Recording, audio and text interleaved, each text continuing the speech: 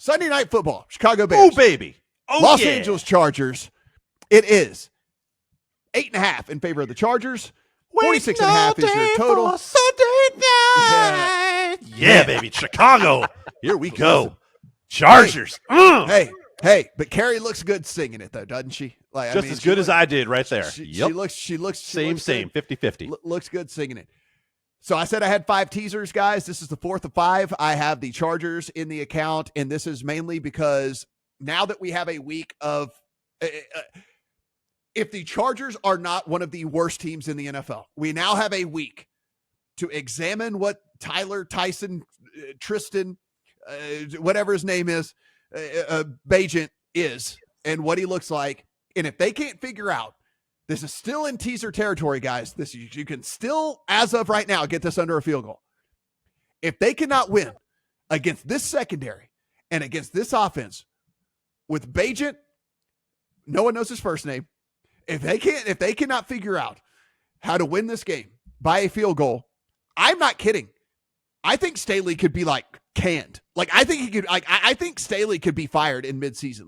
I'm not even being hyperbolic when I say that. This would be the most underperforming team in recent memory. They have to lose. Yeah. Well, yes.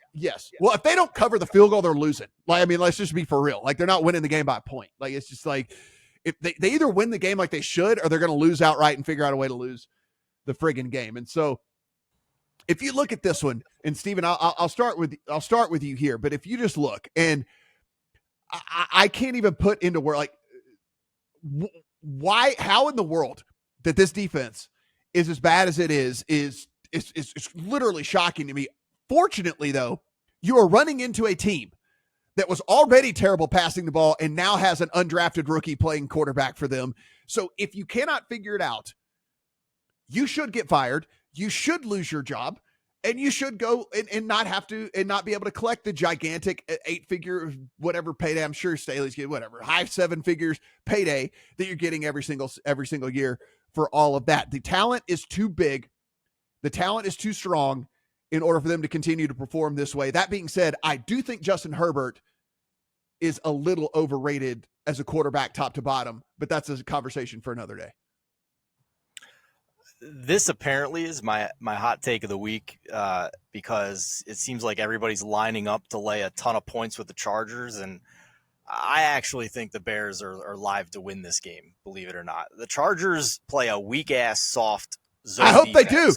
they do. Get that whole staff fired. Dude, I hope they do. But yes. Listen, I'll be rooting against my bet. I want the Bears to win outright and get these guys out of town. But yes, okay. Yeah. Well, if it happens, here's how it happens. The Chargers play a soft-ass zone defense. And this is from Derek Wagner on our staff at thelines.com. DJ Moore has caught 29 of 32 targets against zone this year for 348 yards and 2 touchdowns. The Chargers play 78% zone defense this year. Their cornerbacks, Michael Davis, bottom 20 coverage grade by PFF. He's allowed 126 passer rating this year. Asante Samuel has allowed the second most receiving yards in the NFL, and that's with the Chargers having a bye week already. So he's allowed a ton of yards too. Now let's flip to the other side when the Chargers have the ball. The Bears defense is healthy now, and I know the schedule the past 3 weeks hasn't exactly been a murderer's row, but these are still really impressive numbers. Number 3 success rate defense, the Chicago Bears, over the past 3 weeks. After the first 4 weeks of the season, they were 26th. Even worse if you filter out garbage time, where they were 31st. So now they face a Chargers defense that since week 4, when they lost Mike Williams, is 31st in success rate.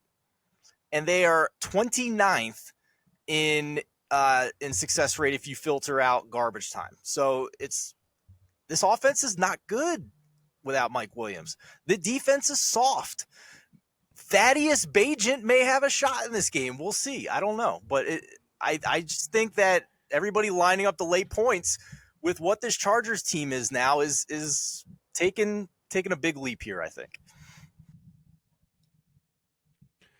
Adam, do you think that Tyron Bagent has a chance of doing anything in this one?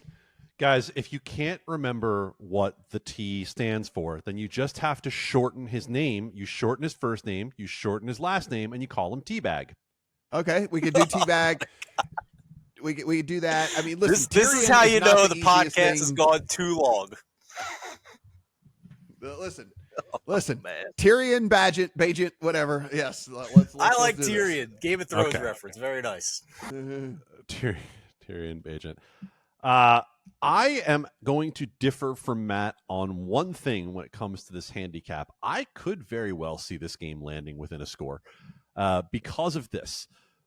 There's actually something that Chicago has done well all season long, and it's run.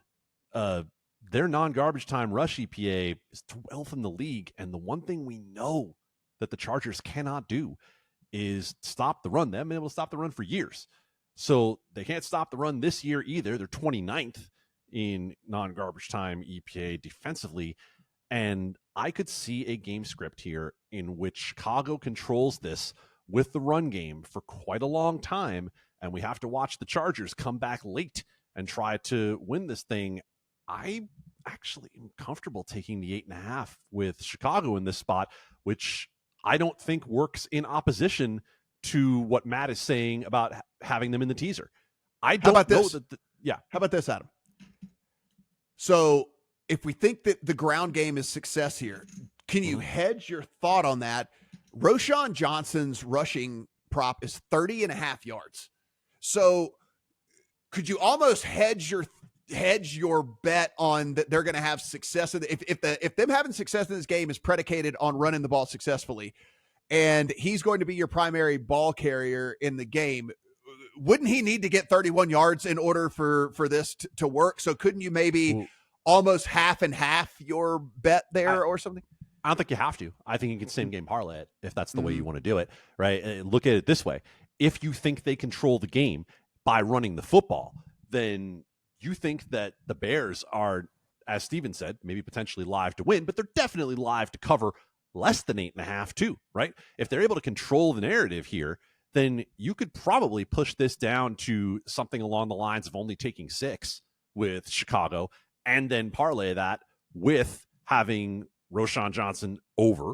You might even do we have a Dante Foreman number? He's sitting. They have 45 and a half. That's what I want. I think you could probably.